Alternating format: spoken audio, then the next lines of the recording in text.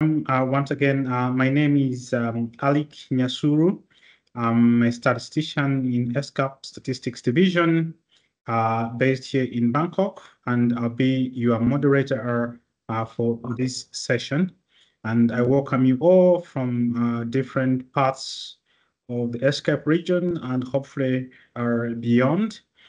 So this webinar is on the use of statistics data and the application of SDG national action plans.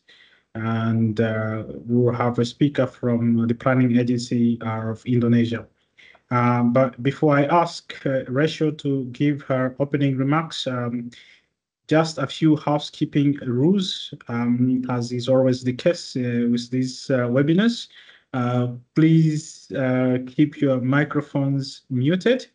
And if you have any questions or comments, you have two options. You can actually raise up your hand, or you can put it in the comment page, and then we'll go back to the speaker to address those issues. So welcome once again. So at this point in time, I would like to invite Rachel Bevan, who is the director in the statistics division of ESCAP here in Bangkok, to give us a few of her opening remarks. Rachel, you have the floor.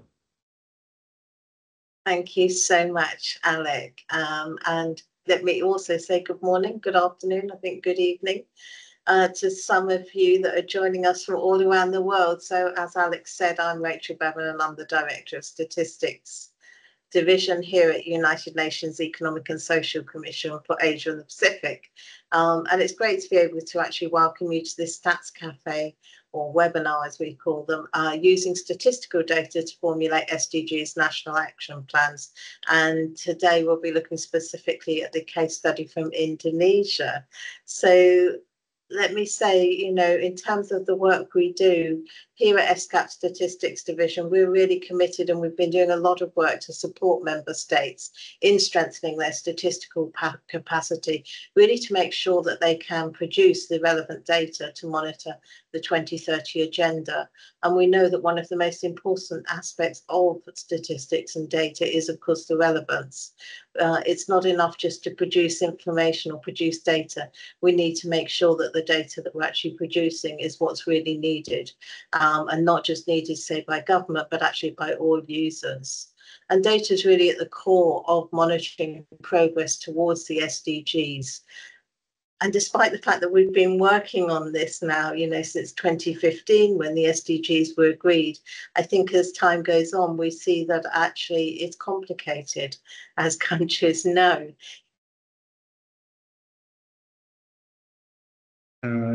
You're breaking, Rachel.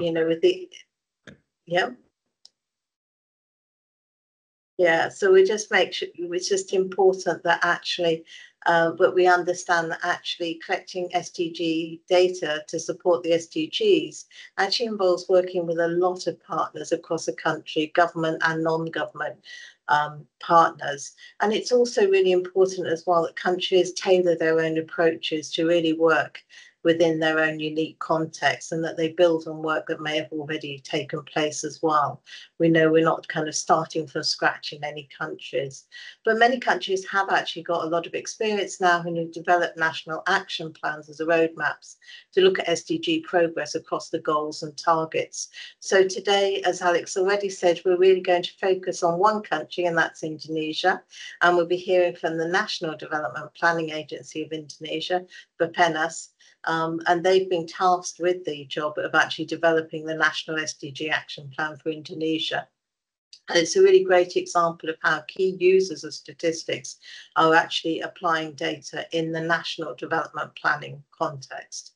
So not just kind of doing it for global purposes or regional purposes, but really looking at how it's bedded into that national development planning process.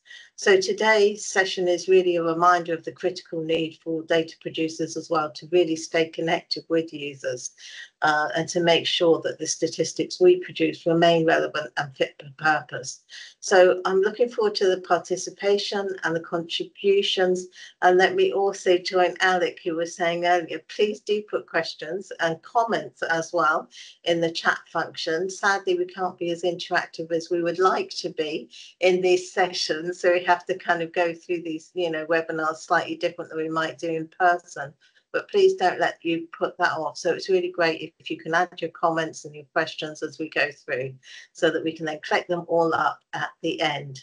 So with that, I'm looking forward to the discussions, and I'm going to pass you over to Alec.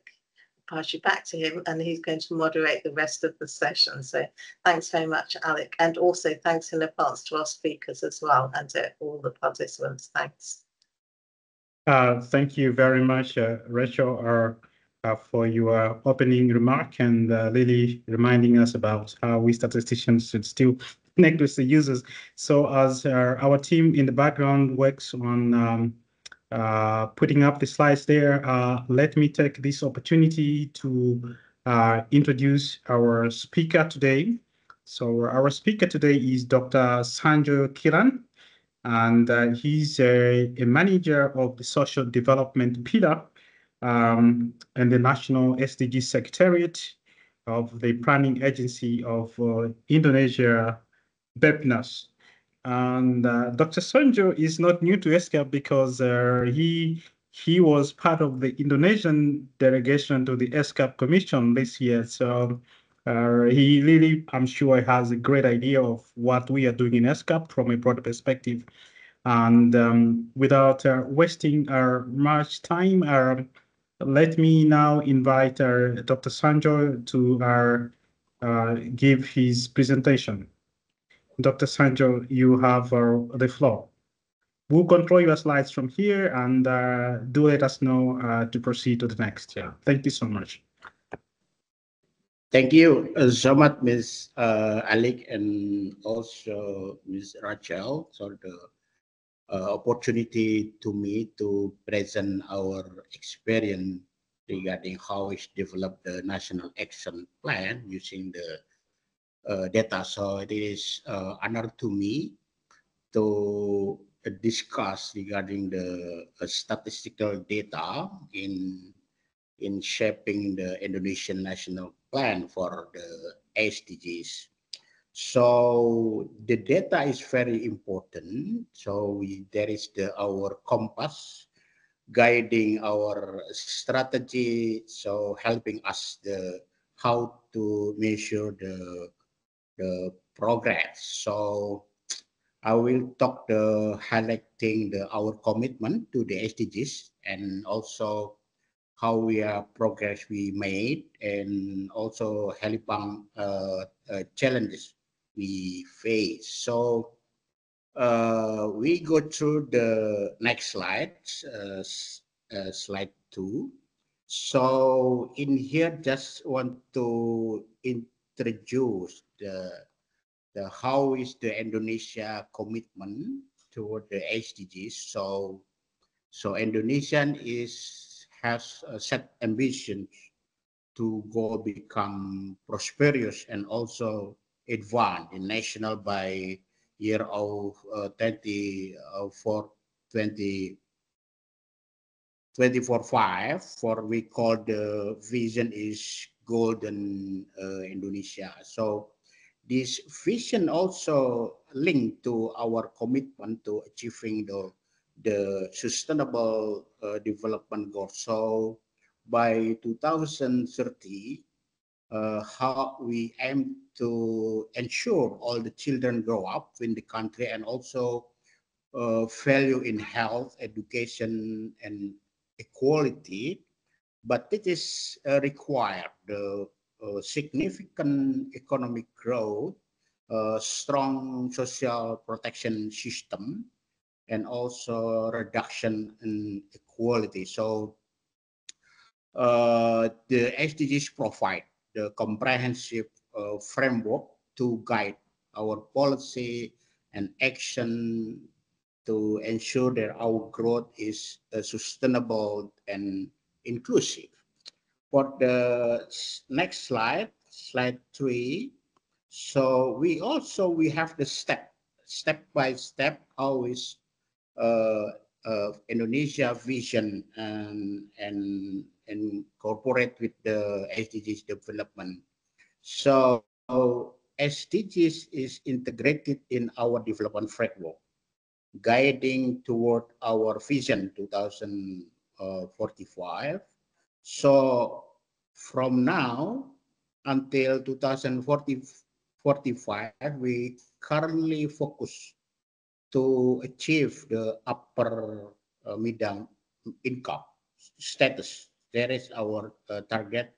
So by also the important target, the SDGs 2030. So we want to by 2045 become the high income country with the robust economic and also infrastructure and high quality life for the citizenship. So this is in 2030 SDGs is a crucial tool in the process, helping us to align our national policy with the global standard. So for the next slide, 4. So how is the slide 4, the Indonesian commitment? So the important is the legal framework. So we must to establish the several regulation, decree to how to integrate our national and subnational development plan, SDGs, and also we issuing President Decree in 2016, number 57. That is the strong cornerstone to our commitment, providing the legal framework for the achievement of the SDGs. Then this is structure from the working group, then led by our Minister, National Development Planning. So we also including the civil society organization, academia, and also private sector, all working together to achieve the SDGs. So the important thing which we multi-stakeholder partnership, that is to approach our effort inclusively, and every sector of society involved this important work. So the next slide, slide 5. There is just brief from the Indonesian progress on SDGs in 2022. So we out of 224 indicators, so 62% we have either been achieved or showing the good progress. But we have still challenge, but particularly the progress has been slower than expected, and also the data is not fully available every year. So we need to focus there the area, especially for the data is not achieved, prediction achieved in 2030. So the next slide, slide 6, there is we calling that the 62% they have been successfully achieved, and also 14% still in progress. That is of 24% require special attention. There is the red. The color red is important, very important, supposed to be the expected. This is not achieved in 2030. So we have to focus this indicator, per indicator. The green one is already achieved. The yellow one is progress, but it is gray. The gray color is meaning there is data is not available, something like that. And for the next slide, slide 7. So we need to disaggregate data for the SDGs. So that is very essential for the understanding how the impact our effort in different segment of population. So the breakdown data is by administration area, urban, rural, province, social, economic status, the income, and also another by age and also by marital status. That is very important uh, to us to tailor our policy to specific need of different group, that ensuring that our development effort is truly inclusive. And for the next slide, slide 8, how is the implementation? We also make sure also in the not only the national but also from the subnational province and also sub district, something like that. So is supposed to be mainstreaming in the local government on their development plan. So I think it's the SDG is supposed to be addressed at the level. So we also provide the SDGs dashboard to using the monitor the progress, provide the visual and analytical platform, track the indicator achievement by the national and also for the province. So the SDGs not just only the national priority, but also reflect in the development plan of the province and district. So it is supposed to be alignment on the SDGs. The next slide, we want to present how is the integration SDGs in the national plan. The integration in the national plan is very complex, but it is important task. So we have aligned SDGs target to our national midterm development plan for 2020 2040. So we also careful mapping target SDGs to the national priority. We have progress. We integrate is 94 target SDGs to medium-term national planning 2015 2016 and increase become 118 target into the medium national plan 2020 and 2004. Now we are progressing in develop the next medium-term national planning in 2025 until 2029. We hope that target is supposed to be increasing to integration SDGs target. The next slide, slide 10, is there is the detail. So our mainstreaming into SDGs into national plan is aligned to the national policy with specific target. For example, here is how is reducing maternal mortality, child mortality, access to education, and also many goals. So this is the indicator supposed to be integrated in the national development, midterm national development planning. Uh, so this approach is help us to achieving the SDGs, but also ensure that our development is sustainable and benefit for the all the society.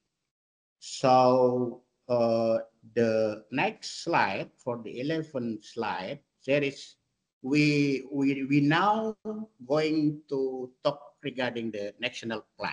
So that is very important, national plan of SDGs, and also midterm national development planning, integrating SDGs. So we have already have the national plan in 2021 and 2024. So how content the specific action in Indonesia taking to achieve target within the current government period, and also we have also launched the this is by our ministry in the SDGs annual conference in 2021, and also have the deep analysis, the trend 2044, the target each the indicator of the SDGs, then how is the intervention activity, government intervention, and also involvement of the over 110 non-state actors in this action plan. There also have the activity to participate how to the SDGs indicator. So by involving the wide range of the stakeholder, including private sector, social society, academia, so national action plan, our approach is achieving by inclusive.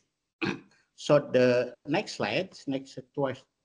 So we have step by step the development for the nation action plan. The principle is that they're supposed to be have collaboration and inclusive process. We have several meeting, focus group discussion with stakeholder from various sector. So also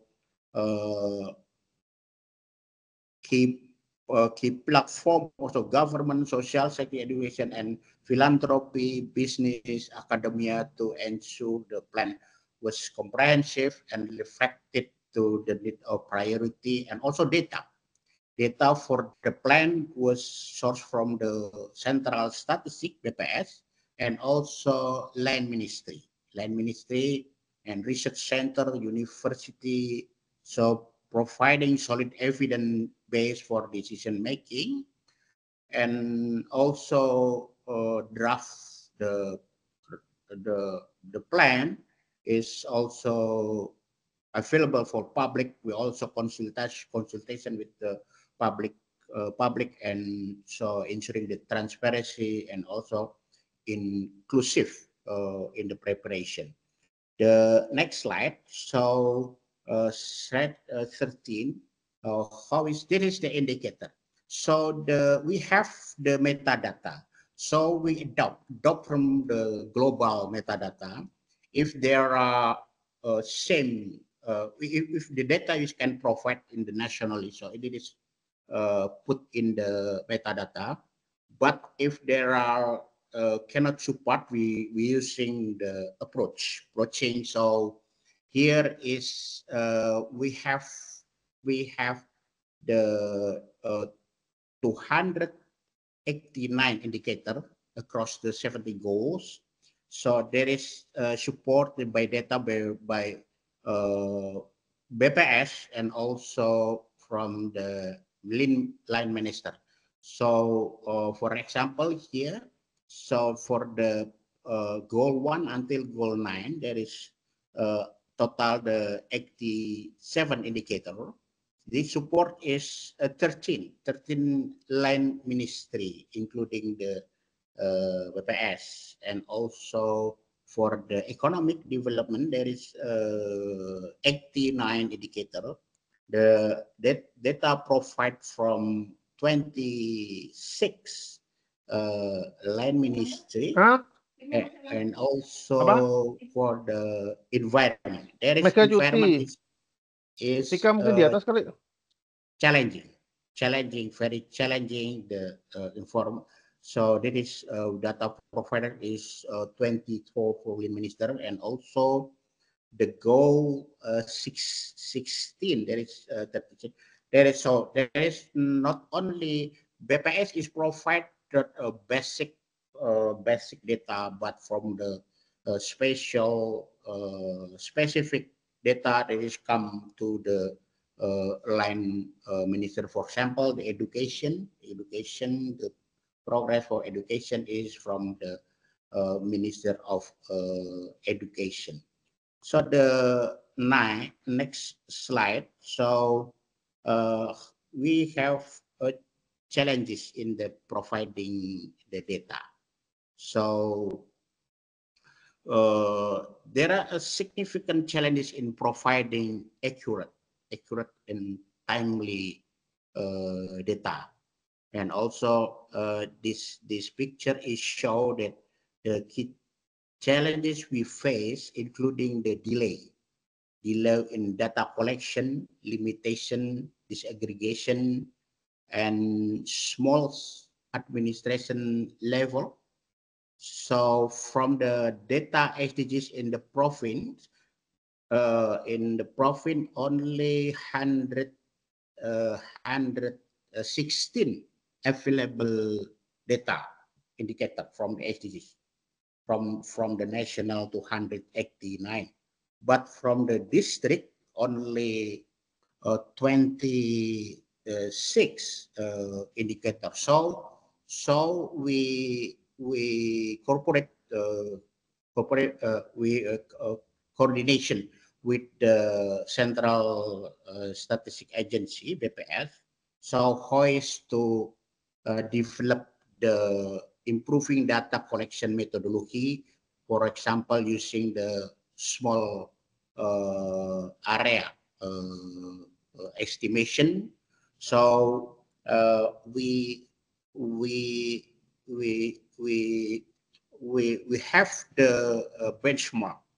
There is RSE root error. The error is supposed to be below the 25% we can use for the report, but if more than 25, so we approaching using the small area of the estimation.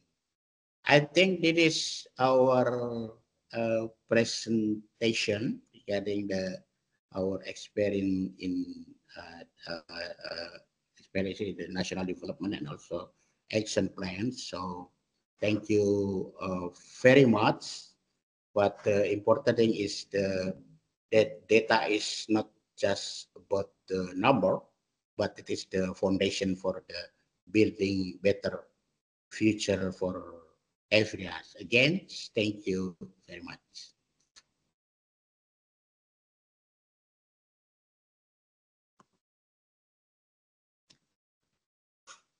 All right, thanks very much, Dr. Sanjoy. And there are a couple of questions that our colleagues, distinguished participants, have put up in the chat. So maybe I'll just read to you question by question. So maybe we mention one question and then you can address it. and then we'll go question by question. So I think the first question was from Mark Stats New Zealand. He says, for the SDG indicators for which you have data available, do you tailor any to meet the specific needs of Indonesia, or do you stick exactly to the international definitions or metadata? Yeah, thank you. Actually, just okay, I'm reply directly. I think maybe you can speak for the benefits of everyone, and maybe others just want to listen to that. Yeah. Okay.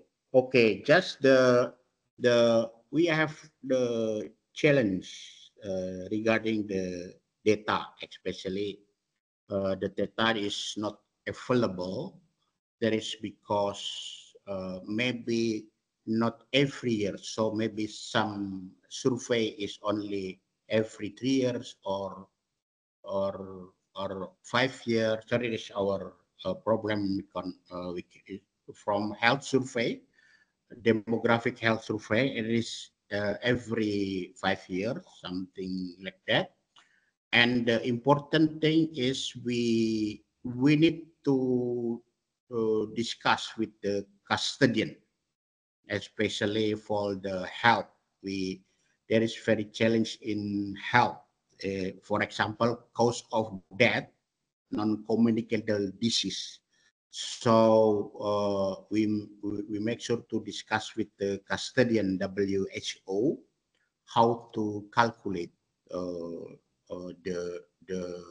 data, something like that, using what the data is come from and how is the calculation. So there is the one thing. I think we have challenges in goal 3 health, and also in environment. There is also have the environment difficulty to measure something like. But the second thing is we also need to discuss with the UN body in Indonesia also. So how is the small area estimation, the methodology in especially in when the error mean the error is more than 25.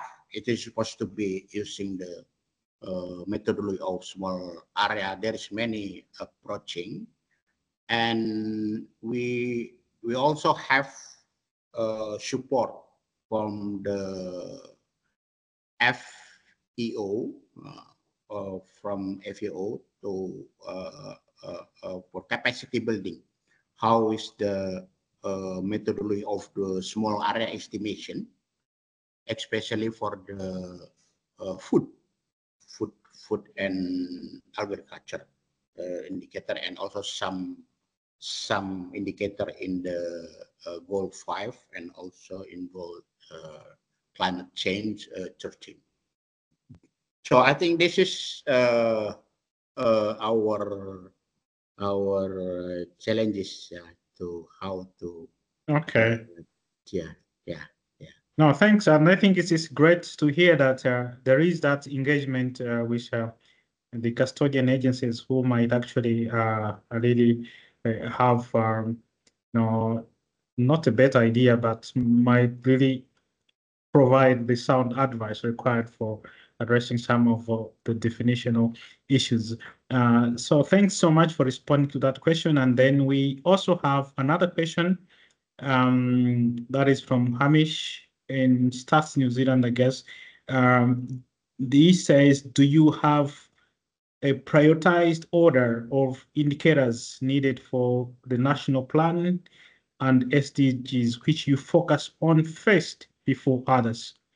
And secondly, is it also planned to cover all SDG indicators at some point? Yeah, actually our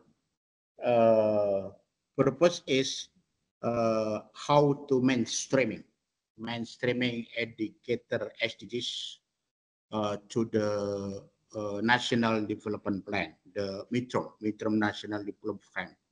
So the important is there are an SDGs indicator put in the National Development Plan is meaning that and ensure that they have the activity to intervention to achieve the SDGs indicator, and also ensure the finance. So the document of the midterm development planning is including the target, outcome target, and the activity, and also the money on that. So that is very important. So we try to discuss with the working group, to mainstreaming to integrate it to come into the national development plan. So when we are in the last national development plan, we have increasing the SDGs is 199 indicator, but we have adopted to mainstreaming to RPGM for the national development planning is increased to 96. Now is 118. So we the next national plan is we want to increasing the integration, and this is more than now. I think that is our purpose. Thank you so much, Dr. Sanjay. And we still have a couple of questions. And I think I see something again from Mark, Stats New Zealand. And he is asking about what areas of the Indonesia's National Action Plan that are not covered by the SDGs, and that whether you have added any additional indicators to that effect. Yeah. Thank you. Can you share again to my presentation for Yes. the slide 3 again? So there is our mapping. Mapping. The important thing is the some area. For example, for the goal 3, yeah. Just next slide. Next.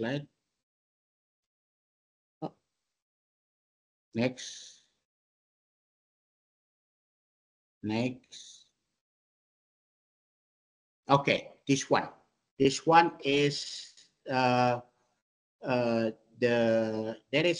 challenges is the gray one. The gray one is we totally 63 not available data. That is because the period the evaluation because the data survey is every 3 years and also every 5 years. So is this okay? The problem something we cannot provide because the national data is cannot support. For example, ACDI index from Child Development Index.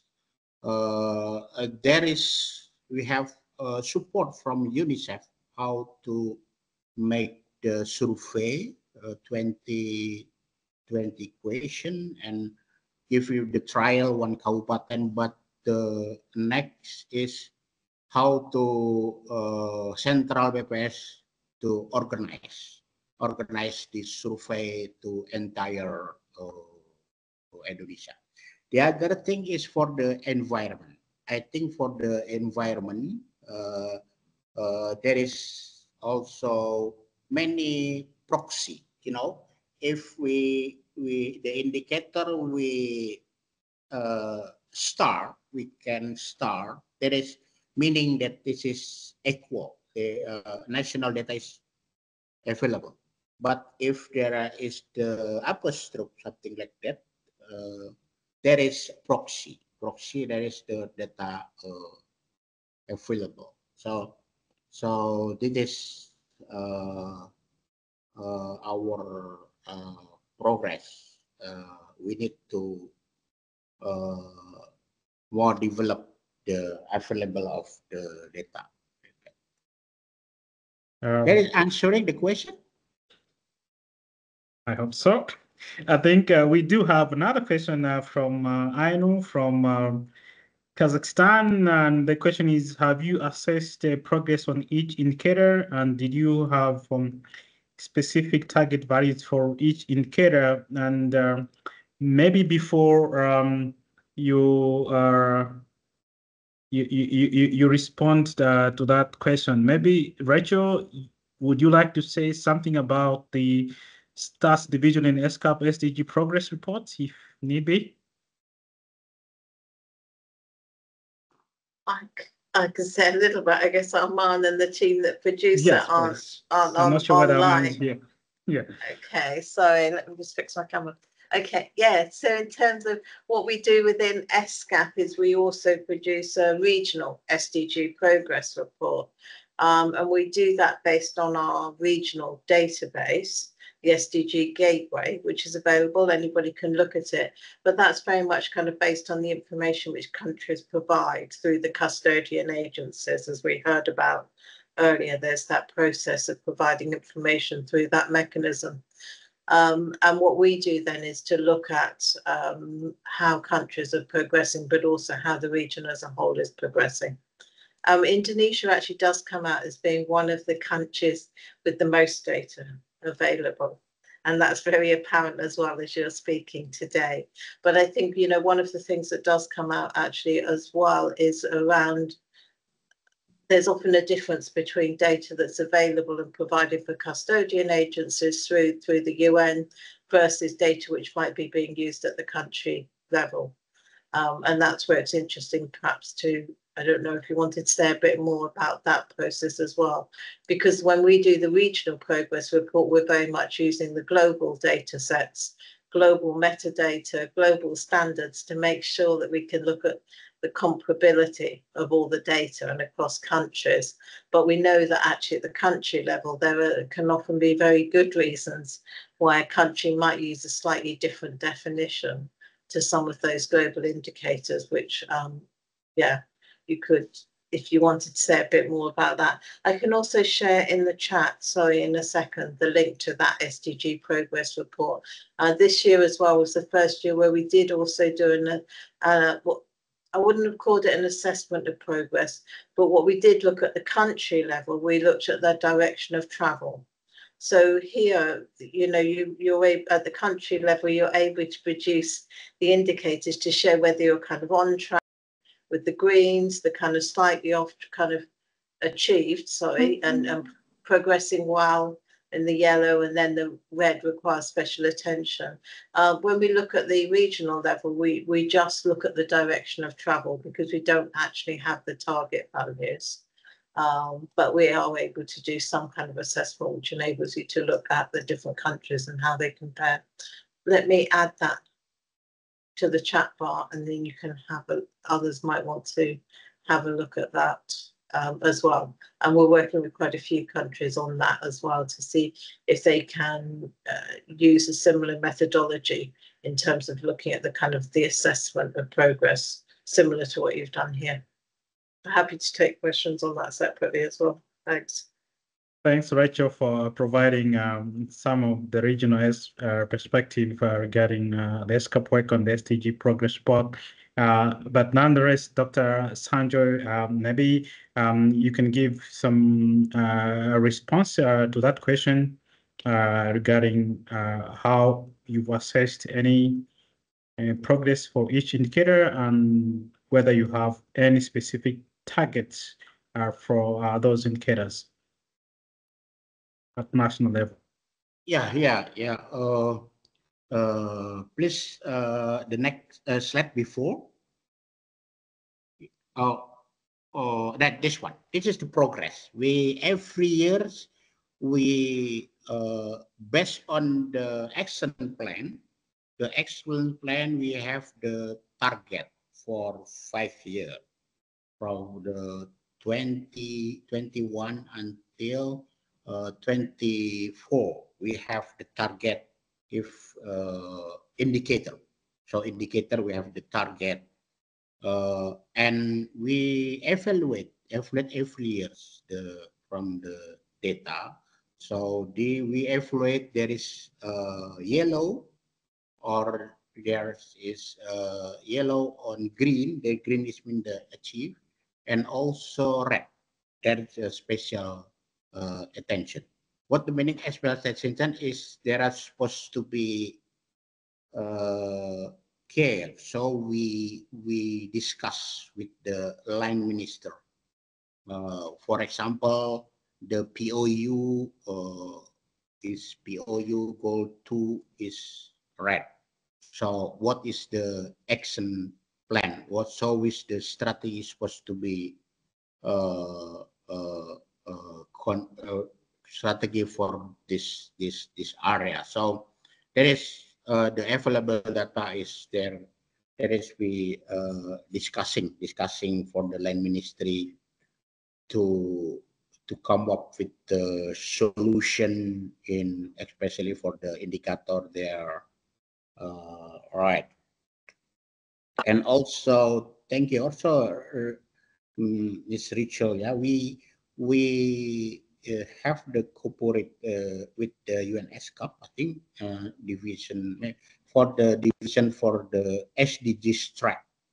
SDGs track, we already have the capacity building to today. What is the SDGs track using the regional data? So how is the methodology?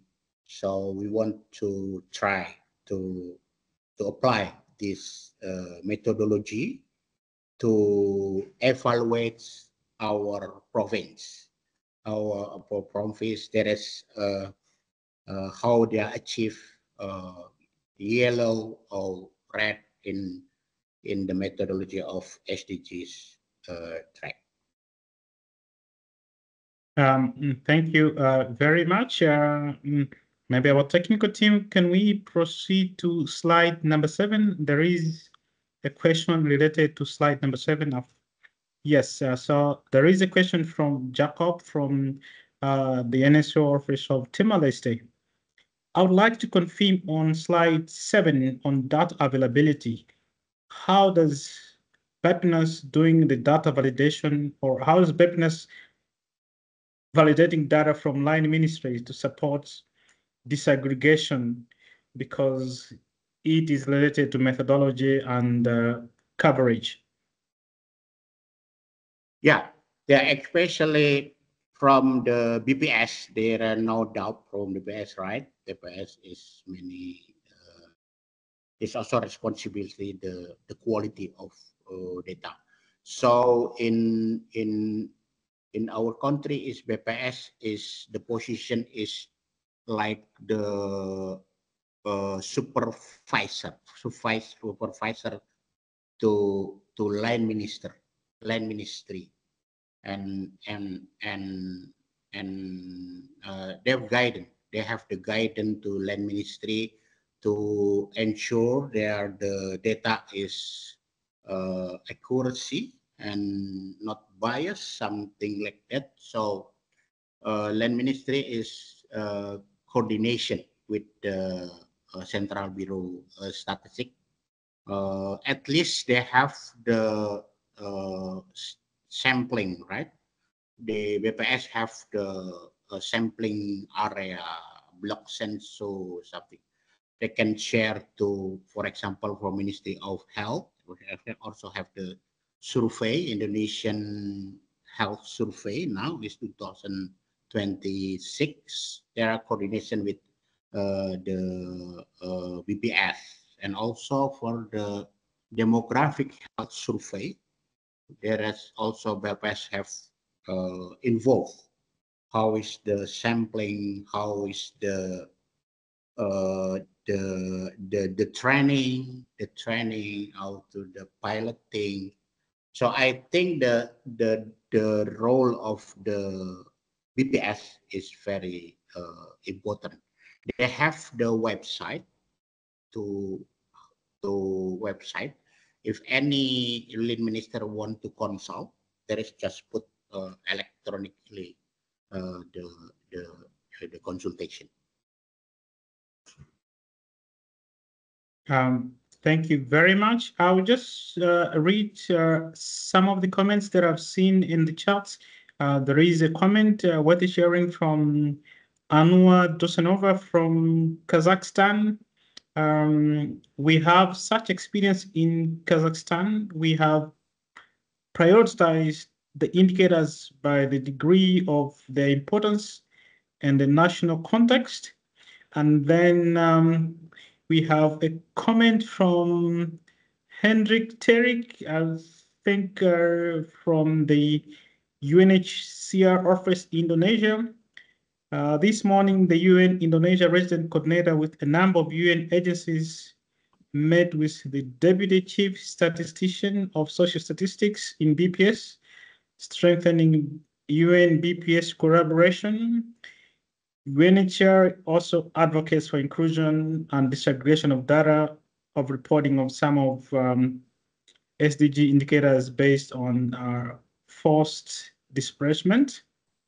And then there is a question from the Agency of Statistics in Tajikistan rather, sorry.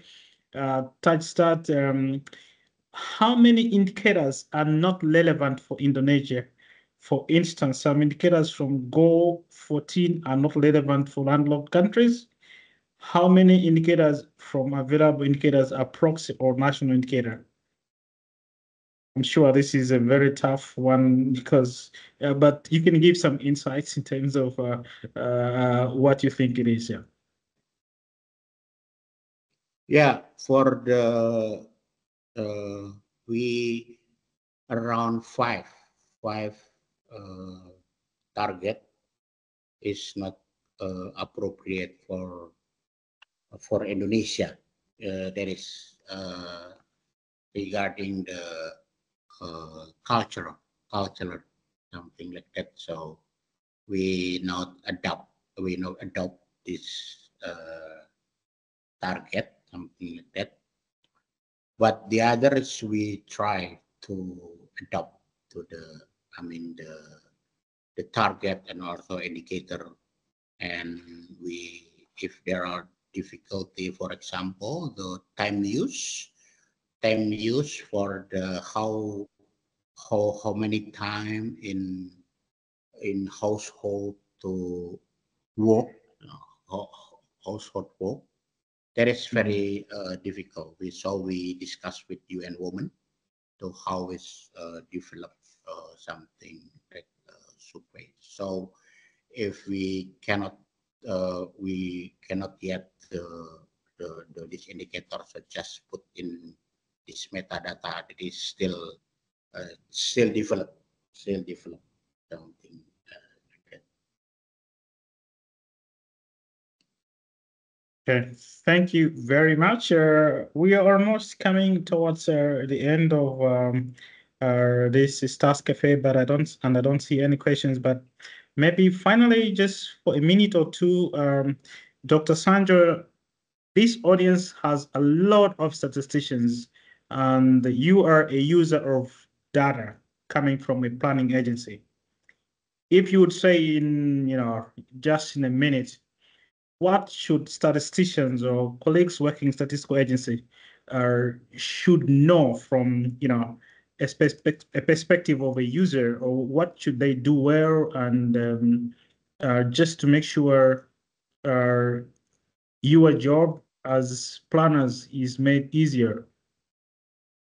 Yeah, thank you very much. So in my perspective, is the statistician is supposed to be yeah, of course they're supposed to be now regarding the metadata, right? How this definition and also how's the calculation something like that, and put especially for the special, it's the technique of the small area estimation. That is very important. Why it is important? Because some data in district level, it is the error, root mean square error, is more than 25%. This is our benchmark. Maybe the other countries different, but my benchmark is 25.